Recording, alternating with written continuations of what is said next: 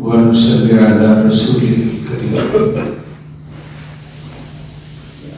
آج 13واں پارہ پڑھا گیا ہے. 13ویں پارے میں اس کے تیسرے پاؤ کے اندر ایک آیت مبارکہ ہے جس میں ارشاد خداوندی ہے وَإِذَا بُشِّرَ أَحَدُهُم بِالْأُنثَىٰ ظَلَّ وَجْهُهُ مُسْوَدًّا. جب ان میں سے کسی کو یہ اطلاع ملتی ہے کہ تمہارے گھر بیٹی پیدا ہوئی ہے تو ان کا چہرہ سیاہ ہو جاتا ہے اور اندر ہی اندر اپنے آپ کو پینے ہوئے ہوتے ہیں.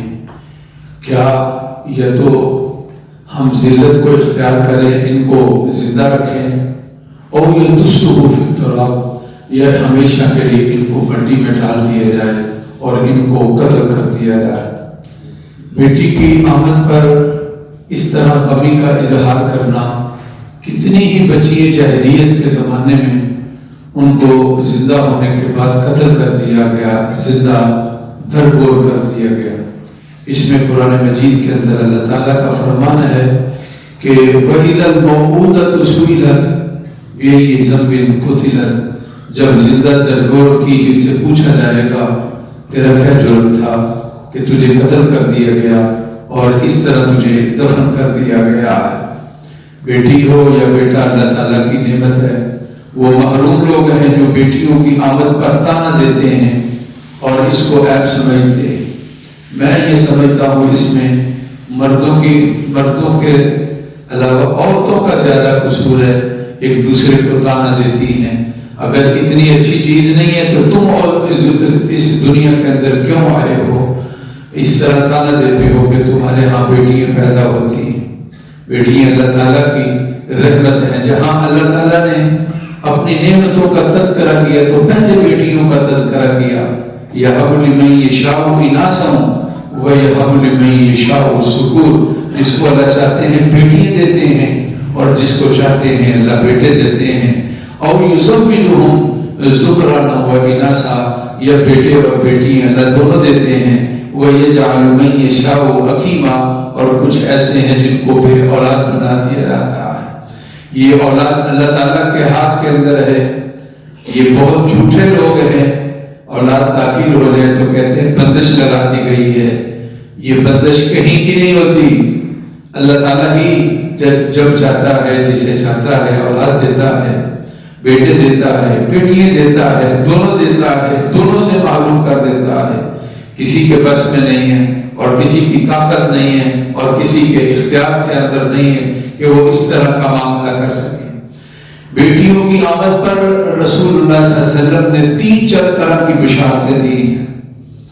بیٹیوں کی پرورش کرنے والا فرمایا 3 بیٹیاں ہوں, پھر فرمایا 2 بیٹیاں ہوں, پھر فرمایا 1 بیٹی ہو. اللہ تعالیٰ دوزخ سے اس کو بچا لیں گے. اور پھر فرمایا اللہ اس کو جنت میں داخل کریں گے. اور پھر فرمایا اللہ جنت کے اندر اس کو اس طرح میرا ساتھ دیں گے جس طرح یہ انگلیاں آپس میں ملی ہوئی ہیں. بچی بیٹیوں کی پرورش کرنے والا اس طرح کل قیامت میں میرے ساتھ ہوگا. آپ کی 4 بیٹیاں تھیں. چھوٹی بیٹی فاطمہ, آپ ان کے ساتھ بہت پیار اور بہت محبت کرتے تھے اور آپ فرماتے تھے کہ فاطمہ میرے جگر کا ٹکڑا ہے. جس نے ان کو تکلیف دی انہوں نے مجھے تکلیف دی تھی. بیٹی اللہ کی نعمت ہے اور اس پر خوشی کا اظہار کرنا چاہیے اور تانا دینا میری جہالت کی بات ہے. اللہ ان کی خوشیاں اللہ تعالیٰ والدین کو نصیب فرمائے اور ان کو کبھی بھی گرم ہوا نہ لگے اور ان کو کبھی تکلیف نہ ہو اور اللہ تعالیٰ ان کے لیے خوشیوں کا انتظام فرمائے. اور ربنا تقبل منا انک انت السمیع العلیم. الحمدللہ رب العالمین. اللهم صل على سيدنا ومولانا محمد وعلى آل سيدنا ومولانا محمد وبارك وسلم. اللہ ہماری محفل کو قبول فرما, ہماری غلطیوں کو معاف فرما, ہمارے مریضوں کو صحت کاملہ نصیب فرما. بیٹیوں کو اللہ خوشیوں کا انتظام فرما. اللہ تعلیم میں کامیاب فرما. اللہ خوشیوں والی شادی کی جگہ کا انتظام فرما. ان کو بچے نصیب فرمانا. اللہ والدین کو بیٹیوں کی خوشیاں اللہ نصیب فرما. کبھی بھی کوئی تکلیف نہ ہو, پریشانی نہ ہو, اللہ بچا لے.